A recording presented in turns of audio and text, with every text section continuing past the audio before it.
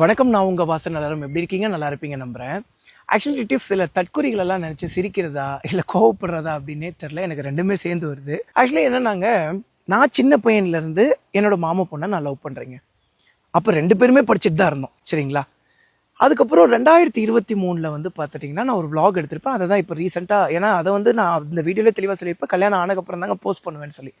அதில் வந்து நான் ஒன்று மென்ஷன் பண்ணியிருப்பேன். என்னன்னாங்க, இவ்வளோ வருஷம் பாப்பா ஸ்கூல் படிச்சுட்டு இருந்தாங்க. எப்படியும் ஸ்கூல் படித்து முடிச்சு பாப்பா வந்து பார்த்தீங்கன்னா காலேஜுக்கு வந்துருச்சு. இதுக்கப்புறம் இன்னும் கொஞ்சம் வருஷத்துக்கு அப்புறம் நாங்கள் மேரேஜ் பண்ணிப்போம்லாம் அதில் டீட்டெயில்டாக பேசியிருந்தேன்.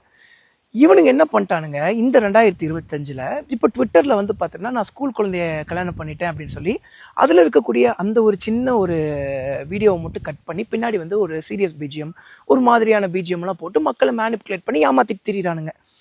எந்த கோவிலில் சைல்டு மேரேஜுக்கு சப்போர்ட் பண்ணுறாங்க எனக்கு தெரியல சத்தியமாக. அதுவும் குருவாயூர் கோவிலில் நான் கல்யாணம் பண்ணிக்கிட்டேன், ஐடி ப்ரூஃப்லாம் வெரிஃபை பண்ணாமே அவங்க கல்யாணம் பண்ணி வச்சுருப்பானுங்க. இவனுங்கள மாதிரி தற்கொலைங்களா அவங்க?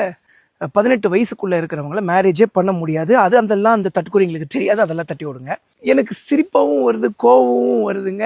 ஆக்சுவலி ஏங்க, மீம் பேஜஸ்லாம் வந்து பார்த்தீங்கன்னா இதை எடுத்து போட்டுட்ருக்கீங்க. ஒரு உண்மையை தெரிஞ்சுக்கிட்டு போடுங்க. அதே மாதிரி நாட்டில் அவ்வளோ அநியாயங்கள், அவ்வளோ அக்கிரமங்கள் நடந்துட்டுருக்கு. அதுக்கெல்லாம் நாங்கள் வாய்ஸ் கொடுத்துட்ருக்கோம்.